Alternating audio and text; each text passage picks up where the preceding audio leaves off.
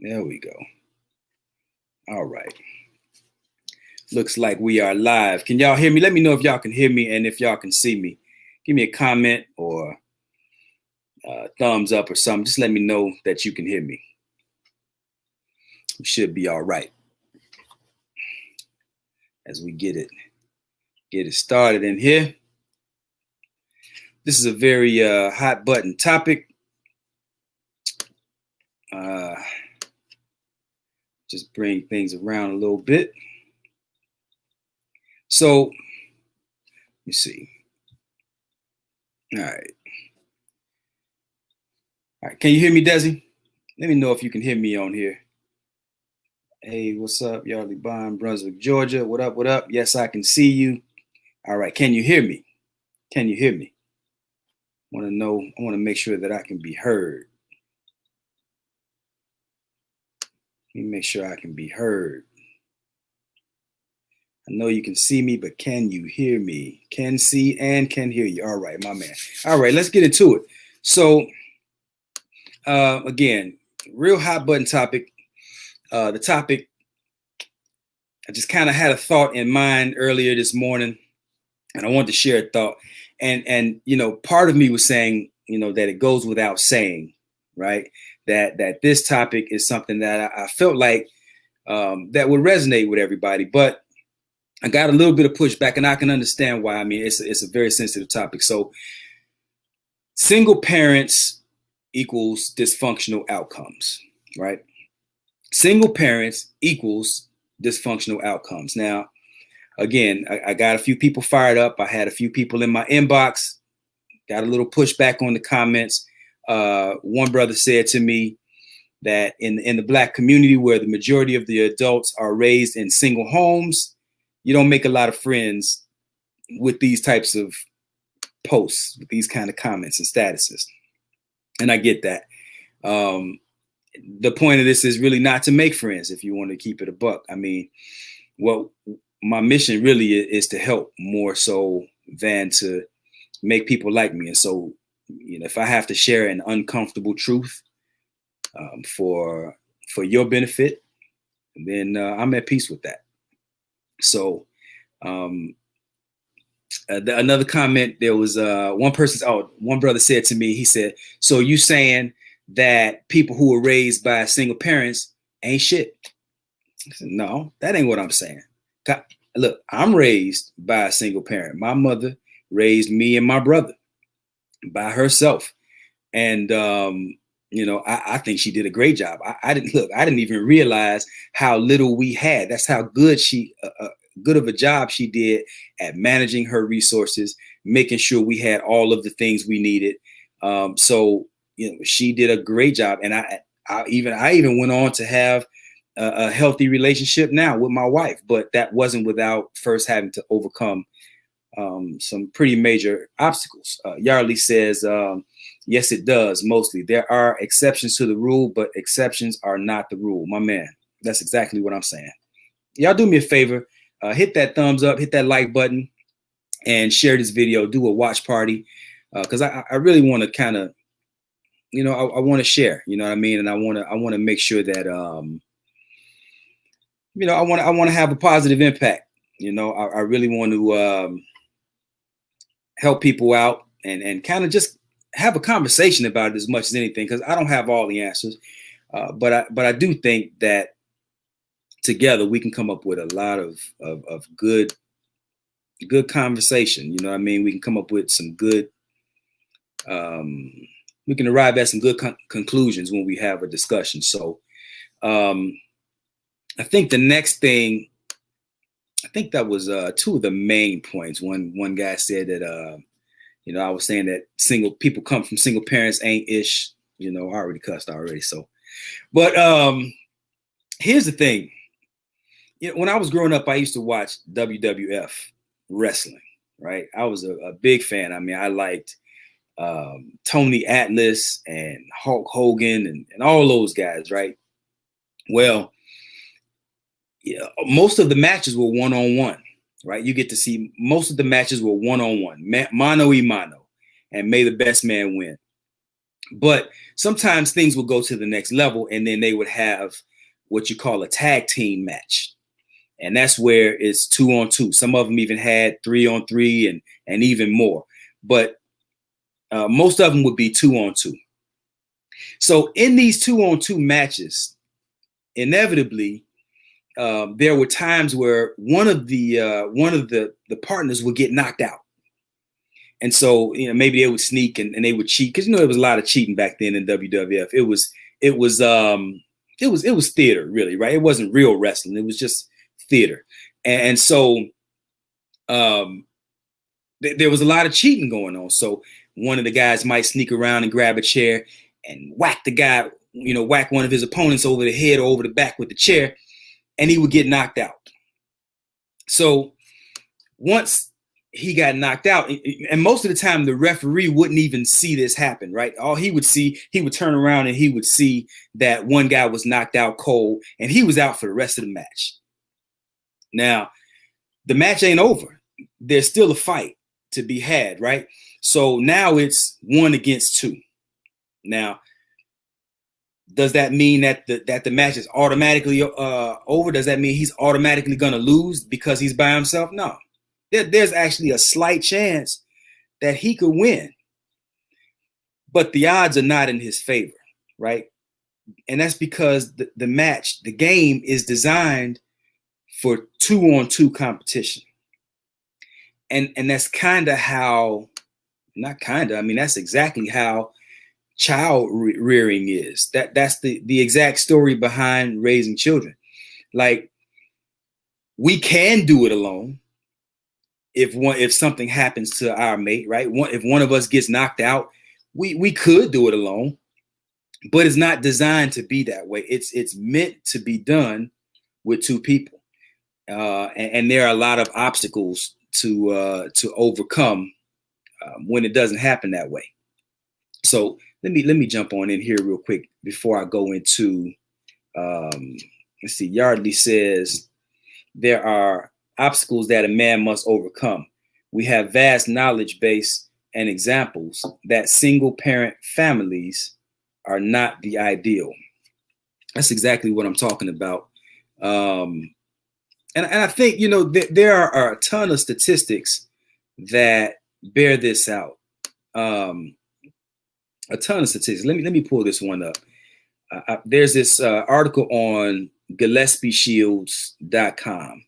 And it talks about the 40, I'm not going to go over all of them, but 40 facts about 2-parent households, right? So today, only about 64% of children live in households with 2 parents who are married.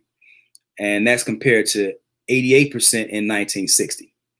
Now, in the Black family, in the Black community, I think back then in the 50s, we represented the highest. I think ours was at least 88%, or maybe we were probably responsible for the bulk of that 88%. But now I think we represent the lowest. I think we're sitting right around 30%. But here's some of the stats on that, and I think the research that has been done on this has been exhaustive, and the results are staggering, really. Let me see. Children growing up, here's one. A solid intact family structure can have a significant impact on the child's present and future well-being, right? So children growing up in homes where 2 parents have been married continuously are less likely to experience a wide range of academic, social, emotional, and cognitive problems, not only in childhood, but later on in life, and later on in adulthood. And I think that, we can bear that out. We can see that right before our eyes. Even as the product of a single parent household. Like I said, my mother did great. I never went hungry. I was always clean. I always had good clothes and all of that good stuff, right? But I like to, go back to this reference. This Jay-Z lyric is one of my favorite lyrics. He says, now the teachers couldn't reach me and my mama couldn't beat me hard enough to match the pain of my pops not seeing me, right?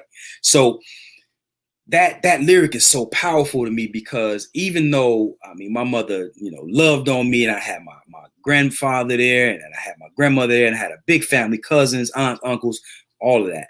But there was always this lump in my throat for not seeing my father. You know what I mean? So there's a void there that it's almost like a knowing without knowing how you know. And even though we as parents might not always see what it is that the child is experiencing, I'm speaking from personal experience. I'm telling you that, and most of y'all can probably attest to it too, those of you who have experienced it, that there is a longing, there is a piece of you that feels like it's missing from the majority of us. Now, there are exceptions, right? But like Yarley just said, exceptions prove the rule. He said, got another comment from Yarley. He says, there are obstacles that a man must overcome.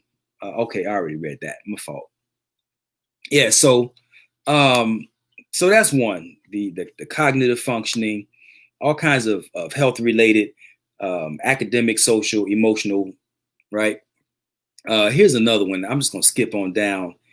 Let me see. Research also shows that family intactness has a beneficial influence on reducing out of wedlock births, increasing high school and college graduation rates, and even has long-term benefits such as higher employment rates. Right, and again, this list, it's got 40 of it. I'm just skipping through a couple of the ones that caught my eyes. I was skimming through here. Here's one. Children living with both biological parents are 20 to 35% more physically healthy than children from broken homes. I'm gonna read that again because I think that's pretty significant. Children living with both biological parents are 20 to 35% more physically healthy than children from broken homes. Let's see. There was one more that I wanted to touch on. Let me see. Where is it? It was a pretty major one. Oh, here we go. Check this out. Following a divorce, children are 50% more likely to develop health problems than two-parent families. Following a divorce, children are 50% more likely to develop health problems than two-parent families. Now, I think that's pretty significant. Again, I know that there was a lot of pushback, and I think a lot of people take exception to topics like this or statements like that, like the one I made, that single parenthood equals dysfunctional outcomes. And it's almost like I got the feeling that people thought I was attacking them or even attacking their parents. And I'm not doing either one of those things. That's foolish, right? You can't help how you got here. And oftentimes there are extenuating circumstances that led to your parents even being single. So I'm not attacking anybody. What I am doing, though, is if we have children, I think it's smart that we begin looking at some ways to put our children in a better situation than we were in. So I think it's healthy to encourage them to not have children out of wedlock, right? Like, for whatever reason, like we're at this place now where nobody's shamed or no, like we're proud of some of the most dysfunctional stuff, man. Like we're promoting, there are ideas that are being promoted as if everything is cool. There's nothing cool about being a single parent. Like we make the best of the situation. You can make the best of a bad situation, but rest assured it's a bad situation because nobody goes into this thing, nobody in their right mind anyway, goes into parenthood expecting or planning to be a single parent. That's some heavy lifting to raise a child, right? And also, if you just consider what the child is missing, that's a pretty important piece of their overall being. You know, just being able to be in touch with their mother, especially, you know, again, there's something to be said even with biological parents being present. You have step parents that come in and do a good job.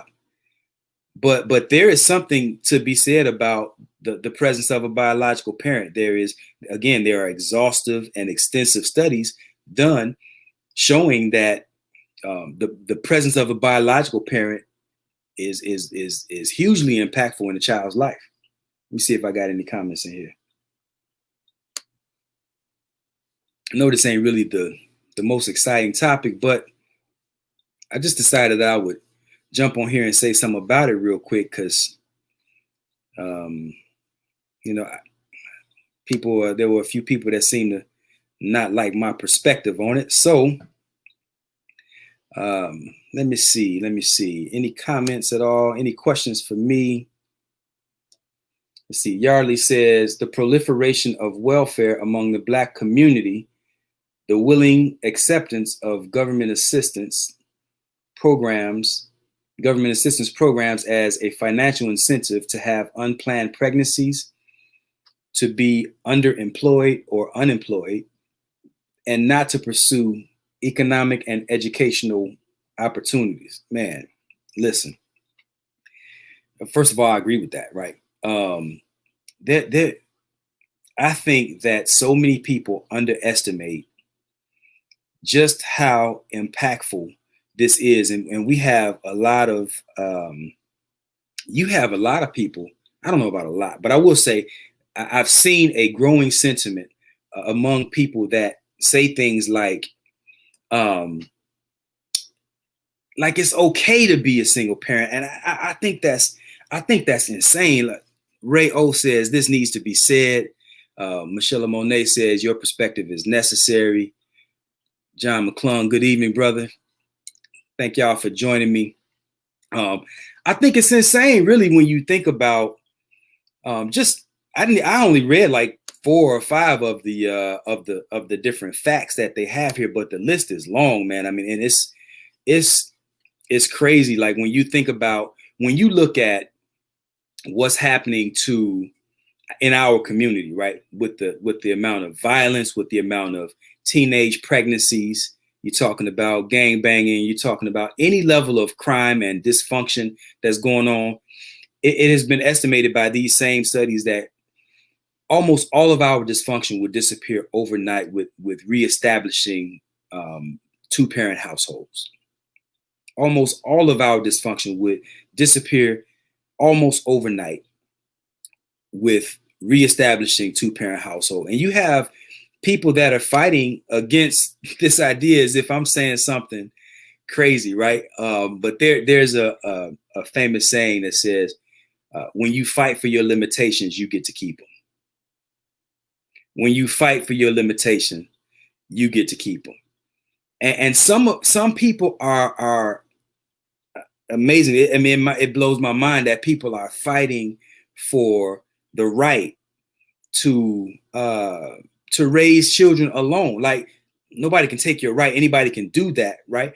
But if many of us are treating children like Christmas tree ornaments or like a keychain item, like it's just an accessory, as opposed to a much higher ideal. Like when you think about it, these children really don't belong to you.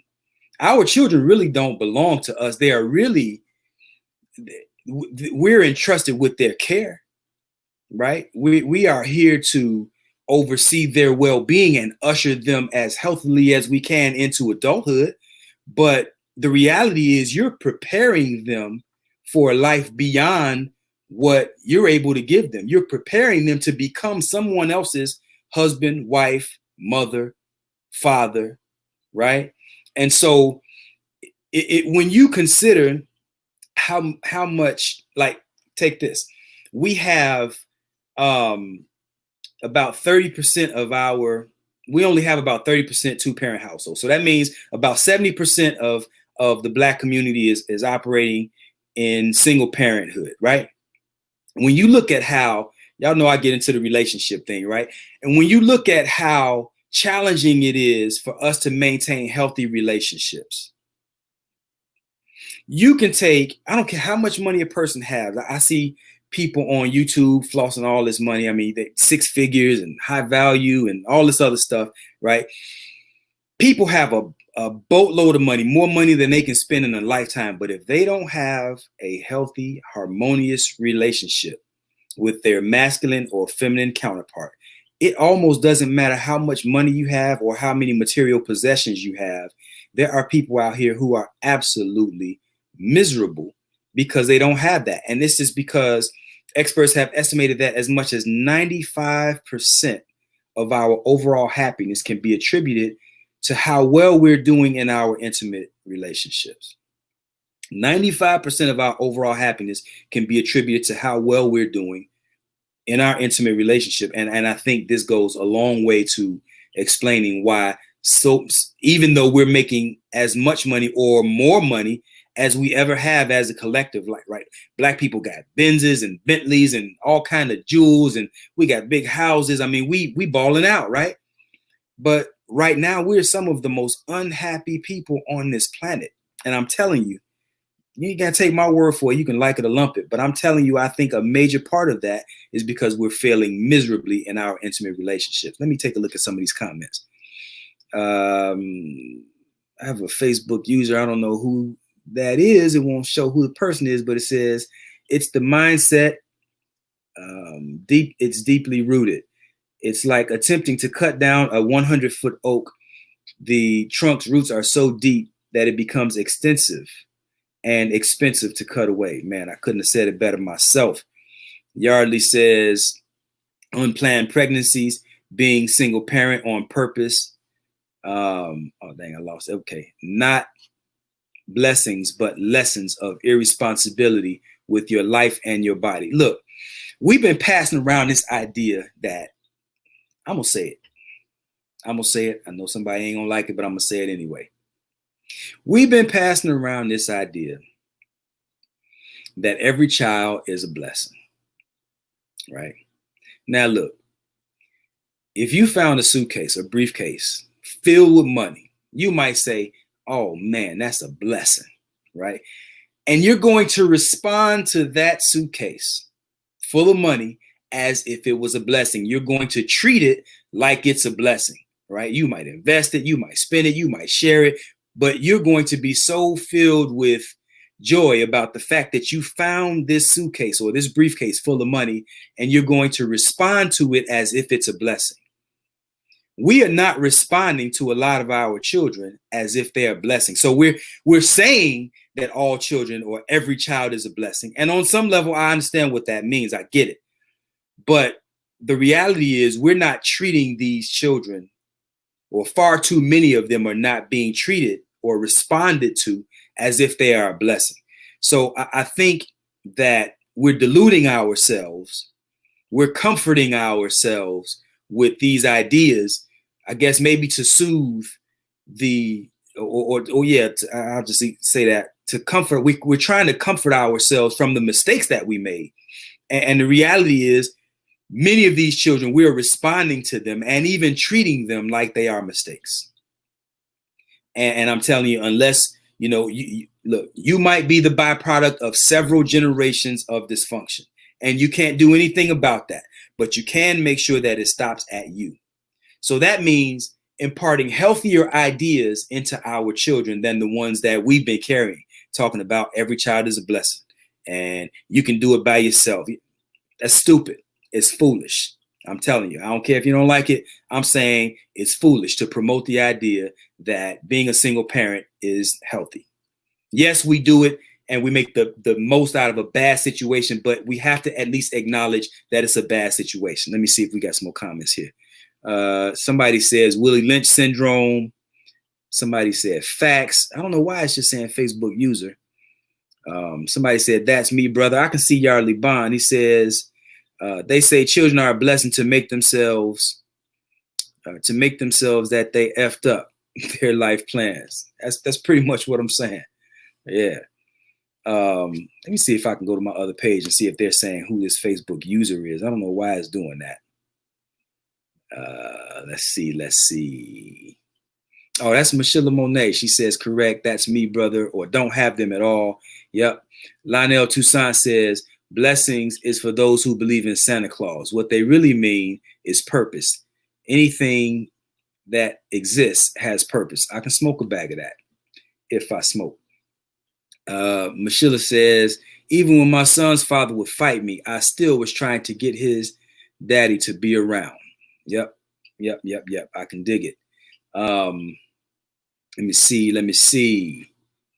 I think that's all of those comments. I got all these different pages open. Yeah, I see you, Mashilla.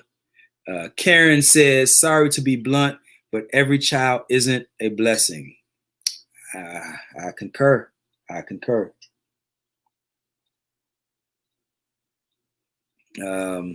Even when I see that. Let me see. I'm not going to be on here too long. I just wanted to jump on here and just kind of jump over this idea. Karen says, people just do that. People just do what they have to do once the mistake is made. That's a fact.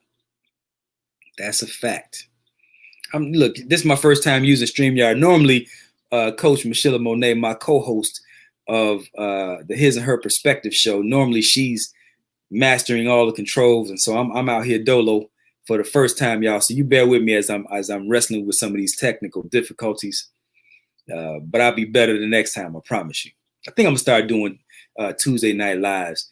I want y'all to do me a favor, man. If y'all, first of all, make sure you smash that like button for me, and also share this video, because I think these are some important conversations, and I want us to start digging into some more conversations like these, because we got to get better.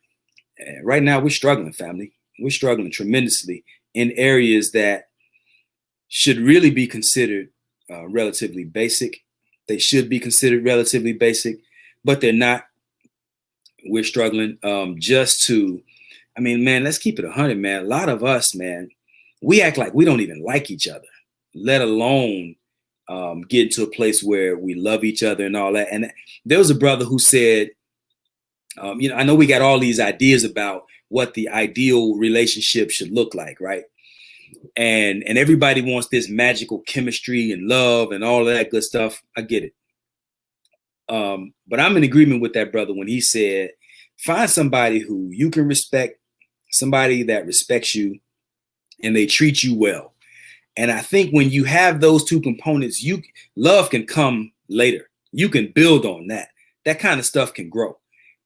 I think people are looking for, again, all this magic, and I think the magic happens as a result of what you can build on top of that respect and that courtesy and just those basic tenets that a healthy relationship needs to thrive on. You can make magic and you can build all of the love and all that good stuff later. And you can come see me for that. That's why the sign says Love Alchemist. It's what I do. It's not only who I am. I'm not only the president, but I'm also a client, right? You can come see me for that, and we can work that out for sure. I can get you to the next level. But foundationally speaking, man, we have to have, some of these basic tenets, like, again, respect and just common courtesy and decency, and somebody that's willing to treat you right. You be nice to me and I'll be nice to you. That kind of arrangement. And with that as the foundation, you can, the sky's the limit, right? Let me see what else we got. Christy, hey, Christy, what up, sis? She says, you are doing great. I appreciate you. Yardley says, I believe the only way we change our situation is a complete reset. Personal responsibility is the key. Phallic control is a must for men. Vaginal temperance is essential for women. I like that. Listen, like that's his own show, right? We can do our own show about that. Phallic control, man. I think I will. I think I'm gonna come back and do a show on that. And so basically, it's just it really does come down to discipline. But we're gonna come back to that one, brother. And because that's a whole new show, and I don't want to dig into that right now. But I appreciate that comment. Christy says, you got the tech down. It's about time. I appreciate you, sis. Yardley says, keys to ideal relationship: respect, compassion, and integrity. Facts. Respect, integrity. Like, look, I was reading something earlier today, matter of fact, and I think this is true across the board. If you ask the average man if he would rather be loved or respected, he would say respect. He would say respected. And the average woman, I think, would rather be loved than respected. Now, look, that's not to say that women don't want respect. It's not to say that men don't want to be loved. But I think with the way we are set up biologically, men pursue respect. That is love. When you to a man, when you show me respect, you make me look good.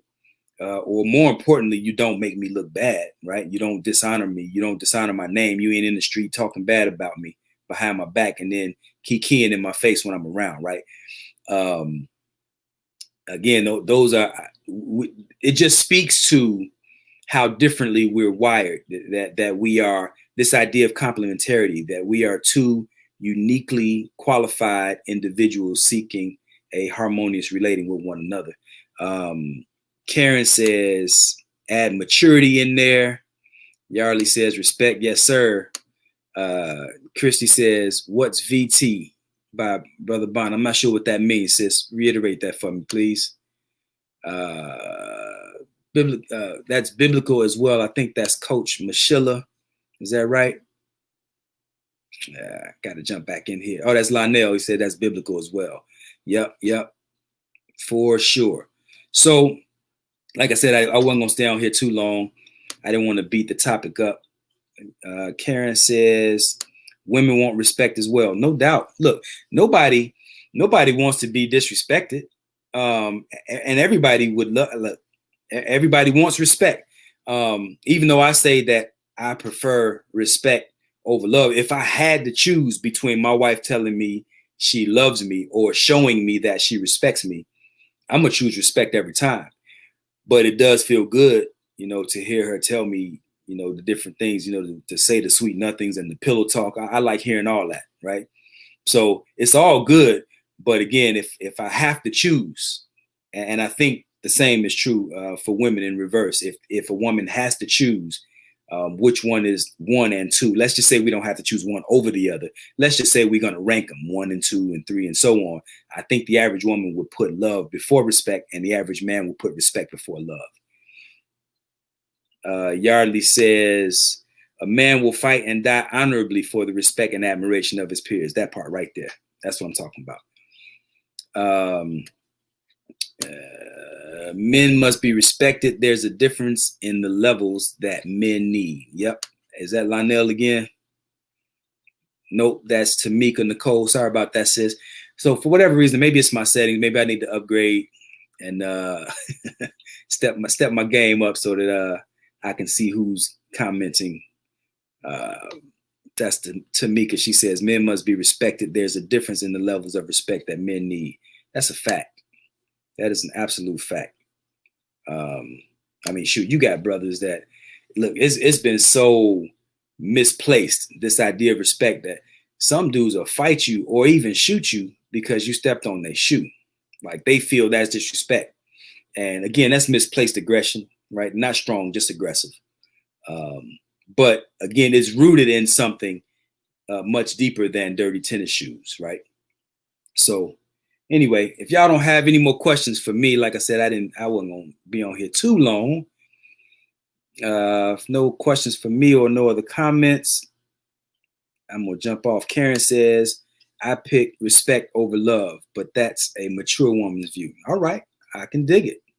I think you are an exception to the rule, Karen. That's what I'm gonna put that out there. I think you might be an exception to the rule. Let me see. Plus, you're a Taurus too. I know you. Let's see. Anything else? Any more comments for me, family? I appreciate y'all joining in with your boy this evening for my first live. I think I'm gonna pick Tuesday night to go live every week. I think this is a good night. Tuesday nights feel good. So anyway, if y'all don't have anything else for me, let me check my you dig right here and make sure I didn't leave anything out that I wanted to say to y'all. You know what else I want to do a show on, or do a topic of? I think a lot of people, like, we talk about how men are protective, right? It's a man's nature to protect. But I think, as quiet as it's kept, it's also a woman's job to protect. I should leave that as a cliffhanger, and maybe that'll bring y'all back next time. But look, there are ways that a woman is also supposed to protect her man. Now, I'm all off topic, right? But I think, yeah, maybe that's what I'll talk about next week. I want y'all to think about that, man, so that we can. I like the engagement. I like for us to have a conversation more so than me just sitting up here with my big head thinking that I'm gonna teach y'all, you know. But I think that's a very underestimated idea. Just how much protection a woman brings to the life of a man, right? And I'll give you this one example, and then I'm gonna jump on off here because I know I'm running my mouth a lot now, right? But here's what I'm saying. Like, we got all these cases of sexual abuse allegations and rape allegations and things like that. And I think probably the majority of them are accurate, right? I think most people are probably telling the truth about that. Excuse me. But inevitably, people lie. There are people, and I don't know what percentage, but there are people who lie. There are women who lie about being raped, right? Or sexually assaulted or abused. As a defense mechanism, I take my wife with me everywhere I go. When I got shows, if I have events to do on the road, my wife is going with me as much as possible. One, that's my road dog anyway. We kick it, and I like having her with me. But two, which is equally important, I think, her presence is a protection mechanism, right? Now, I got a lot more I can say about that, but I'm going to jump on off. Again, I don't want to extend the show. This would be another hour. I already been on here for 35, 45 minutes. So, but ladies, I want you to think about that. There are ways that women protect their men. We know the ways that men typically protect women, right? And I'm going to dig into some of that too. But ladies, I want you to think about that. There are ways that women protect their men too. And so when we talk next week, I think that's what we're going to talk about. So next Tuesday, I'll put it up. I'll put a nice little banner up or something, and we can dig into that a little bit. But that's all I got for y'all tonight, family. I appreciate y'all joining in with me. Do me a favor, and if you haven't already liked my Love Alchemist page here on Facebook, jump on over there and like that Love Alchemist page. Also, head on over and subscribe to my YouTube channel, which is also the Love Alchemist. You'll see me with the fancy blue suit on. It looks just like my profile picture. You know what it is. You know who it is. Anyway, I love y'all, family. I appreciate you. Thank y'all for joining me. Peace.